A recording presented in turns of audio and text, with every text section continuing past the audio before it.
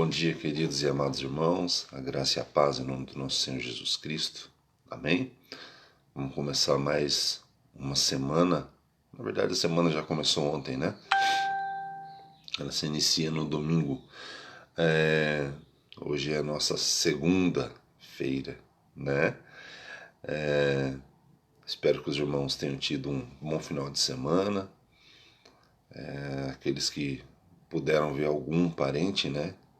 Ou amigo que assim tenha sido, né? Que tenha sido um bom final de semana. Hoje a nossa reflexão ela está no Salmo 105. Salmo 105 que diz as maravilhosas obras do Senhor a favor de Israel. Esse texto, vamos pôr aqui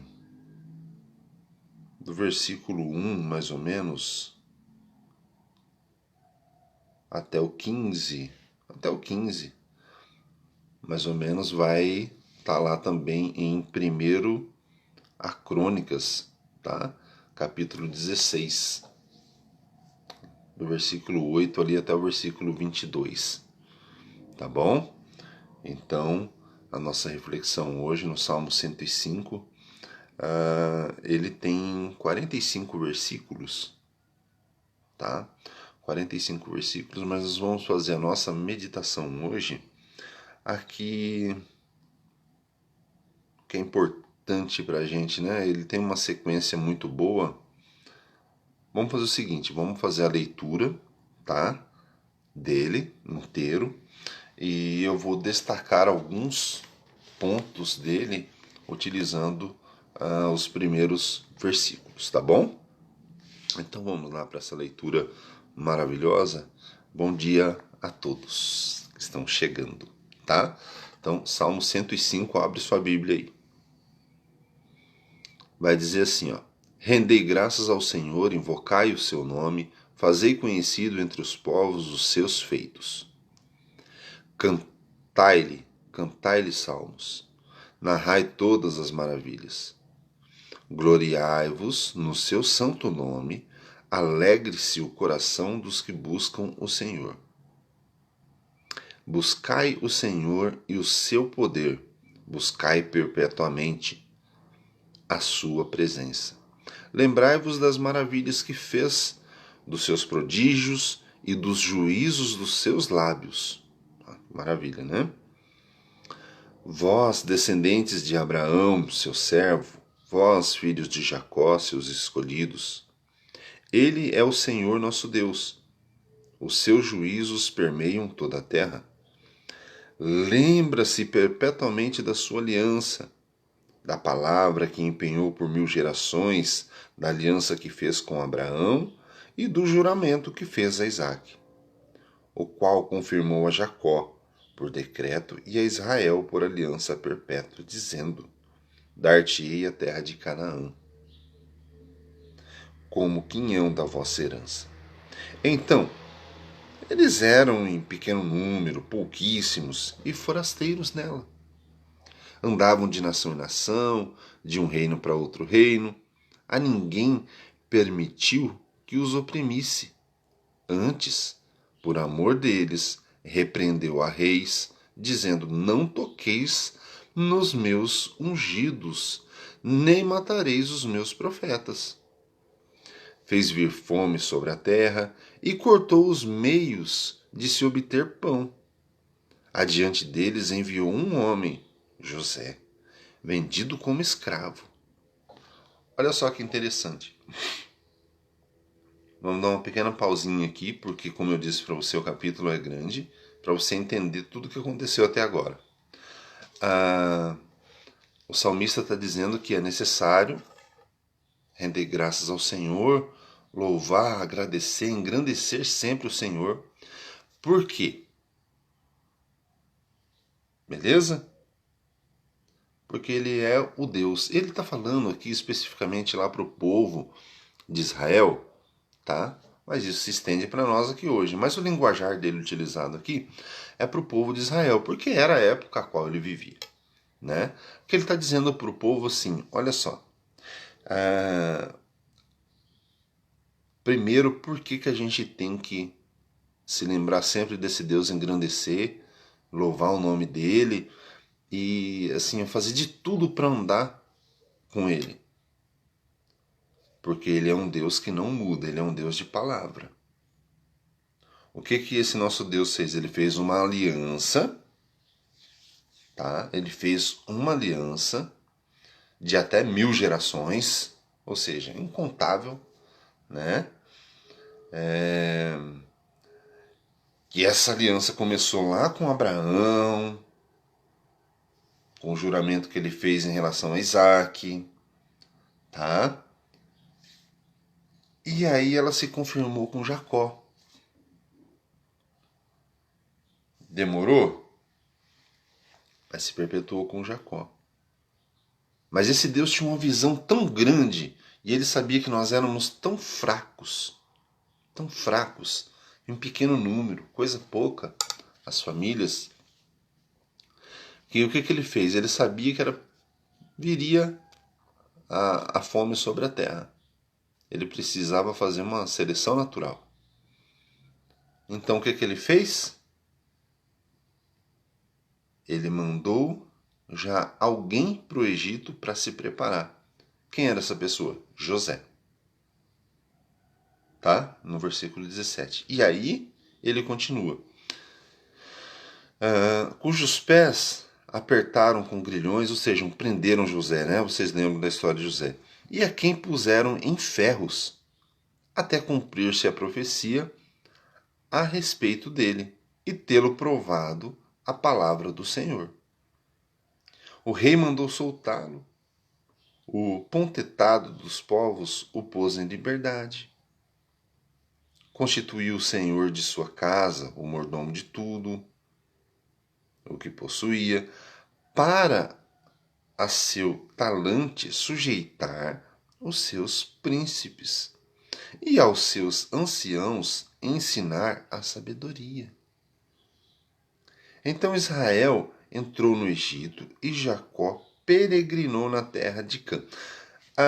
Interessante você perceber o seguinte, decifrando. Então Israel entrou no Egito e Jacó peregrinou na terra de Cã. Nossa, irmão Júlio, como assim? Ele fala de Jacó para você se lembrar que eram os 12 filhos de Jacó que estavam entrando com suas famílias, tá? Os 12 filhos de Jacó entrando com suas famílias no Egito, sendo resgatados por José pela fome que estava tendo em Canaã. Tá bom? E ele fala, então Israel entrou no Egito por quê? Porque Deus tinha mudado a sorte de Jacó lá no Vale do Jaboque, quando, né, o anjo luta, né, ali com ele e tal, porque ele não quer deixar o anjo sair sem que ele fosse abençoado. Tá bom? Então, o nome dele foi mudado ali. O que ele quer dizer para você é assim, ó. Como povo entrou Jacó, como povo, os 12 filhos. Mas eles já eram uma nação escolhida por Deus, Israel. Tá bom? Então Israel entrou no Egito e Jacó peregrinou na terra de Cã. Mais uma liçãozinha pra gente. Esse Cã, referência a Cã, o filho do meio de Noé. Sem Cã e Jafé. Tá bom? Sem Cã e Jafé.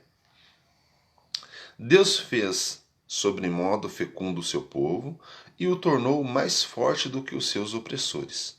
Mudou-lhes o coração para que odiasse o seu povo. Mudou o coração de quem? Mudou o coração do povo do Egito. E usassem de astúcia para com os seus servos. E lhes enviou Moisés, o seu servo, e Arão, a quem escolhera. Todos os cuidados de Deus, tá? Quando se tornou perigoso para o povo ficar no Egito, Deus tira. Então, o nosso amigo Moisés leva para o deserto, prepara Moisés por muitos anos, né? E aí, quando ele volta para o Egito, ele pede para Deus uma ajuda e Deus chama o irmão dele Arão para ajudá-lo a falar com os egípcios e resgatar Israel, né?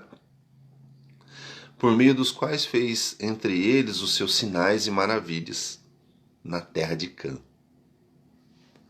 Enviou trevas e tudo escureceu, e Moisés e Arão não foram rebeldes à sua palavra. Transformou-lhes as águas em sangue e assim lhes fez morrer os peixes. Aqui o salmista começa a lembrar o povo de tudo o que Deus fez e de como Deus é poderoso. Tudo o que Deus fez lá no Egito para tirar eles e como Deus é poderoso, tá? Enviou trevas e tudo escureceu, e Moisés e Arão não foram rebeldes à sua palavra. Transformou-lhes as águas em sangue e assim lhes fez morrer os peixes. Sua terra produziu rãs em abundância, até nos, até nos aposentos dos reis. Ele falou e vieram nuvens de moscas e piolhos em todos os seus em todo o seu país. Por chuva deu-lhe saraiva e fogo chamejante na sua terra. Devastou-lhe os vinhedos e os figueirais, e lhes quebrou as árvores dos seus limites. Ele falou e vieram gafanhotos e saltões sem conta, os quais devoraram toda a erva do país e comeram o fruto dos seus campos.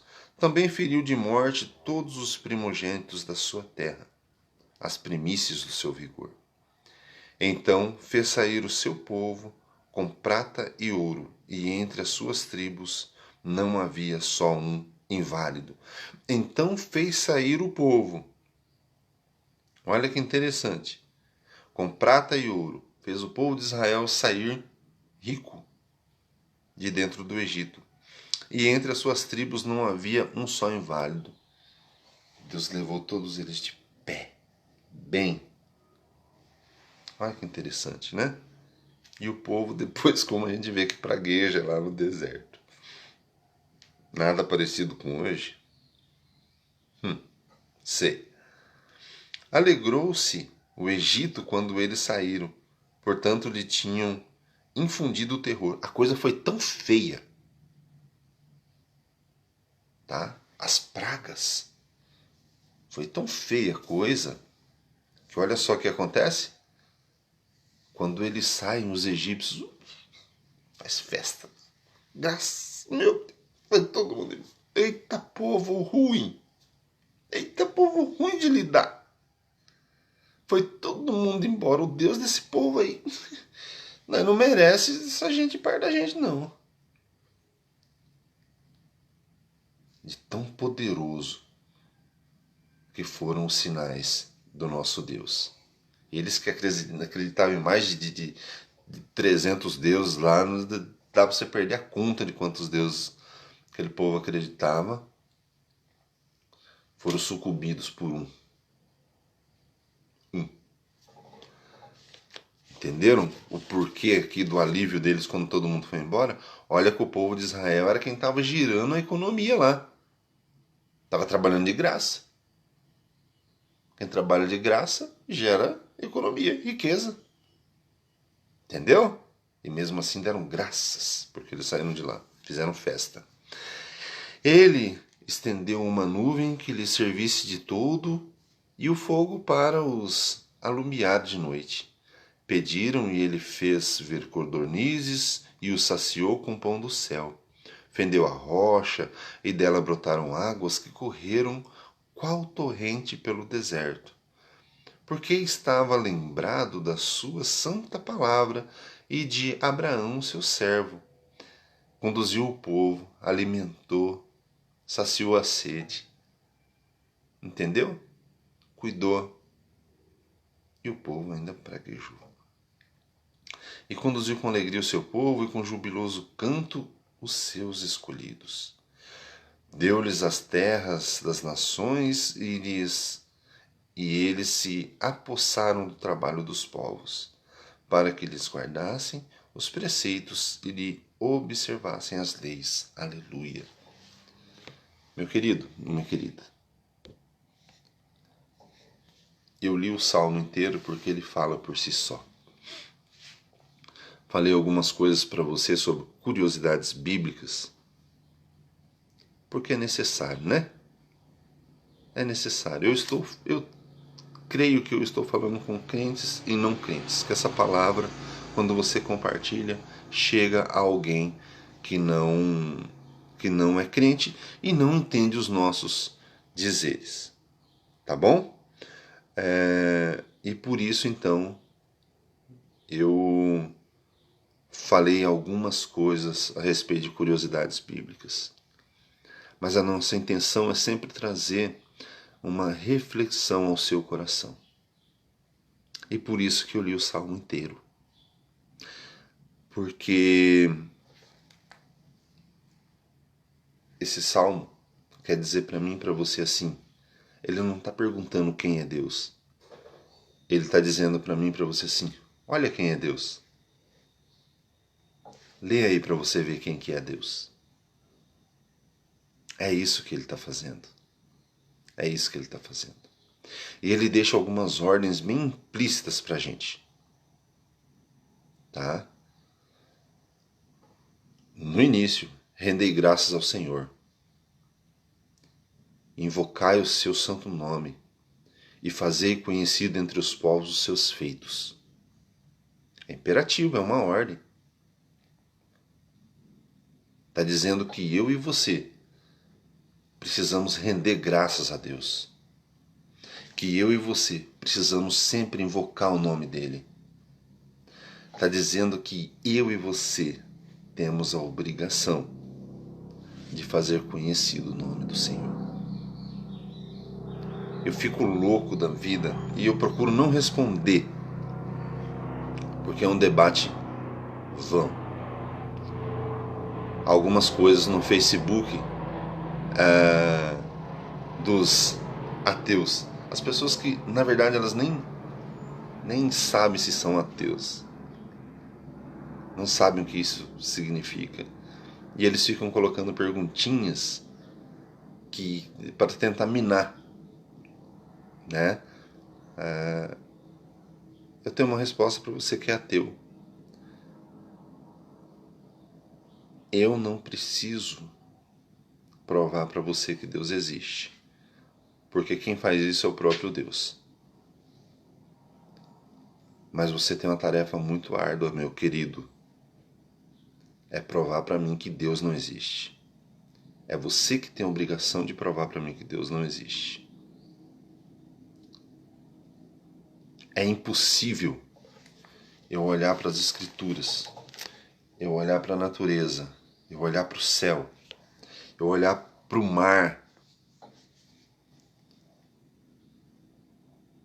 e achar que tudo isso veio do nada e de ninguém. É impossível eu olhar para mim e olhar para um primata e falar assim, puxa, eu evoluí daquilo com a inteligência que eu tenho. Quando eu converso com as pessoas e eu vejo a inteligência das pessoas, e eu olhar para o primata e eu ver, então quer dizer que agora ele não evolui mais? O primata parou de evoluir. Evoluíram só alguns. É impossível. É impossível. E você, meu irmão e minha irmã, ouça bem. Nós precisamos cada dia mais ler a palavra de Deus, conhecer mais sobre o nosso Deus. Sabe por quê? Porque eu e você temos a missão de fazer conhecido entre os povos os seus feitos. Nós precisamos lembrar das maravilhas que Deus fez e faz todos os dias, para termos firmeza, força no que nós falamos e principalmente para que as pessoas possam ver no nosso viver quem realmente é Deus. O salmista deixou tudo escrito, que era para o povo ler e lembrar. Parece que ele estava prevendo o futuro. prevendo o futuro. Porque a Bíblia diz, lá em livro de Juízes, que morre Josué e toda aquela descendência e vem uma outra que não conhecia nada. E aí começam a viver de tudo quanto é jeito, de tudo quanto é forma. Mas nós temos a palavra do Senhor. E é necessário que eu e você tenhamos sempre a convicção de quem é Deus, do poder que Ele tem. Do poder que Ele tem. Mas nós precisamos buscar isso na Bíblia, na palavra de Deus. Pare de se importar com o que ateus postam no Facebook. E tome cuidado, porque se o que ele posta te impacta a ponto de você ter alguma dúvida, é porque está faltando você conhecer de Deus e sobre Deus. Deus é maravilhoso demais. Estamos eu e você aqui agora. Graças ao quê? Ao fôlego de vida que o nosso Senhor soprou nas nossas narinas agora de manhã. E nós então pudemos levantar. Nos deu uma segunda chance. Segunda? Eu tenho 40 anos. Vamos calcular 360 vezes 40, 365 vezes 40. Quantas chances o Senhor me deu? Quantas chances o Senhor te deu? E vamos fazer diferente. Essa é a reflexão do dia. É você pensar. É você sair aqui agora matutando, como diziam os antigos. Eu conheço pouco de Deus? Eu conheço o suficiente? Eu acredito o suficiente? A minha fé é suficiente? Esse Deus que o irmão Júlio expôs através do Salmo 105.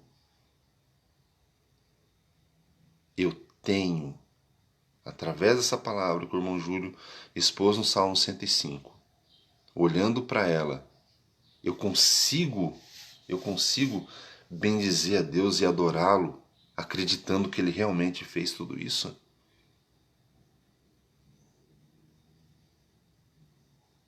Eu quero que você examine hoje a sua fé, como ela está. Porque o Salmo 105 mostra para mim e para você. Olha aí quem é Deus. É isso que ele está dizendo. Olha aí quem é Deus. Um Deus de aliança é um Deus de promessa. É um Deus que cumpre, principalmente. É um Deus verdadeiro. É um Deus que foi capaz de guiar um povo pelo deserto, proteger, alimentar, tudo porque fez uma aliança. E eu não sei se você sabe, mas vou te dar mais uma informação bíblica. Ou se você não se lembra, mas quando Deus resgatou o povo, já tinham mais de 400 anos da aliança feita com Abraão. Tá bom? Tinha mais de 400 anos. O que Deus prometeu para mim e para você, Ele cumpriu. Jesus Cristo foi a promessa para mim e para você. Tem a segunda promessa, que Jesus voltará. Você pode ter certeza que o nosso Senhor vai cumprir. Tenha fé, acredite, busque conhecer mais e mais do Senhor. Busque conhecer mais e mais do Senhor. O apóstolo Paulo diz assim, que o homem espiritual ele busca as coisas espirituais e o homem carnal, coisa carnal. O homem carnal quer aprender de coisas carnais. O homem espiritual, ele quer aprender sobre Deus. Busque o Senhor. Eu sei que a gente sempre fala isso, mas porque é preciso lembrar. O povo de Deus às vezes se esquece de quem é Deus. Vamos orar para a gente encerrar? Senhor Deus e Pai, nós te agradecemos por essa manhã tão linda e por esse dia tão maravilhoso, Pai. Está frio, mas tudo dentro do seu tempo, porque nós estamos no outono. E é um início de frio, de inverno. Obrigado, Senhor amado, porque tudo acontece da forma com que o Senhor sempre quis, sempre fez. Os seus planos, eles são imutáveis, Deus. E nós sabemos o quanto eles são perfeitos. Obrigado pela minha vida, pela vida desses irmãos que puderam assistir a live agora de manhã. Alguns já prontos para trabalhar, vão sair daqui para trabalhar, graças à sua misericórdia. Louvado seja o teu nome, Senhor. Cuida de cada família, toma cada um deles pelas tuas mãos, Pai. Toma cada um deles pelas suas mãos. Assim como o Senhor fez com o povo no deserto. Eu tenho fé e eu acredito que o Senhor faz isso todos os dias conosco. O Senhor nos pega pelas mãos, nos sustenta, nos dá abrigo e alimento e principalmente consolo. Obrigado, Senhor, em nome de Jesus. Amém, Senhor. Obrigado a todos vocês que estão assistindo, mas mais importante do que você assistir é você compartilhar. Você sabe por quê? A palavra de Deus, ela não foi feita para ficar presa dentro de você. Ela não foi feita para ficar presa dentro de você. Então compartilha. Tem mais pessoas que precisam ouvir e entender que Deus é Deus. Tudo o que Deus fez. Então muito obrigado. Obrigado, Cássia. Obrigado, Marco. Obrigado ao meu irmão Carlos. Saudade de você, Carlão. Preciso ir aí, meu irmão. Preciso ir aí. E agora, graças a Deus, já estou bem. Bem curado, né? Graças a Deus. E eu preciso ir aí ver o pai, a mãe. Vocês estão morrendo de saudade. Muita saudade. André Viveiros. A Roberta. Nossa irmã Cássia. A Fátima. Ô, irmãos, muito obrigado pela companhia dos irmãos, viu? Muito obrigado, Belma Tati, meus queridos bispos. Muito obrigado. Raquel, sempre com a gente. Né, Raquel? Mesmo friozinho, né? Tamo aí, firme e forte. E tá frio, né, Raquel? Eu tô feliz da vida porque eu amo frio. Denis Santos também. Gente, muito obrigado. Que Deus possa abençoá-los, abençoar a família de vocês, tá bom? Para que a gente possa continuar tendo esse momento, né? De manhã. Assim, eu já conversei com o pastor, né? Falei para ele, tem coisas, pastor, que voltando à pandemia, voltando as coisas tudo ao normal, acabando a pandemia aí, não pode parar, né? E eu acho assim que esse momento de reflexão no período da manhã, se à noite não der para fazer, ainda tudo bem. Mas esse no período da manhã eu acho muito, mas muito importante. Deus abençoe sua vida, meu querido e minha querida. Pai, se cuida.